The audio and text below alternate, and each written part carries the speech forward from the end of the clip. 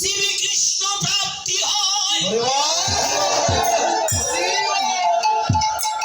সাধু সঙ্গ ছাড়া, ভক্ত সঙ্গ ছাড়া কৃষ্ণ ভক্তি লাভ করিবার আর কোনো পথ নাই, আর কোনো বস্তু নাই।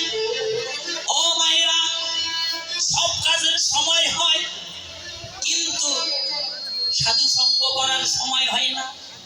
শুনে জানা যে আমার কথাটা ভালো করে শোনেন, যদি ধরে রাখতে পারেন কাজে লাগবে। কি আছে এই সাধু সঙ্গে?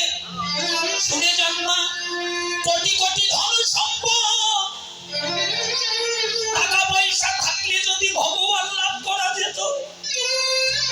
এই জগতে অনেক কোটিপতি আছে, তারাই আগে ভগবান কিনে বসে থাকতো।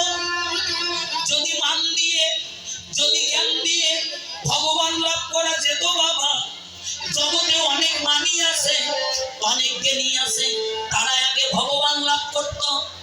যারা বাংলাদেশের লেখাপড়া শেষ করে বিদেশ থেকে পিএইচডি নিয়ে আসে, ওরা আগে ভগবান লাভ করত। যদি রূপ দিয়ে, যৌবন দিয়ে ভগবান লাভ করা যেত মা, এই জগতে অনেক রূপবতী আছে, অনেক রূপবান আছে, তারা আগে ভগবান লাভ করত বাবা।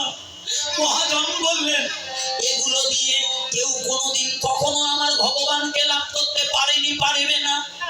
ভগবানকে যদি লাভ করতে চাও, একমাত্র একমাত্র প্রেম আর ভক্তির দ্বারাই ভগবানকে লাভ করা যায়। সেই প্রেম ভক্তি কোথায় পাওয়া যায়? ওটাকে বাজারে কিনতে পাওয়া যায় না। প্রেম ভক্তি আছে সাধুগুরু বৈষ্ণবের চরণ তলে।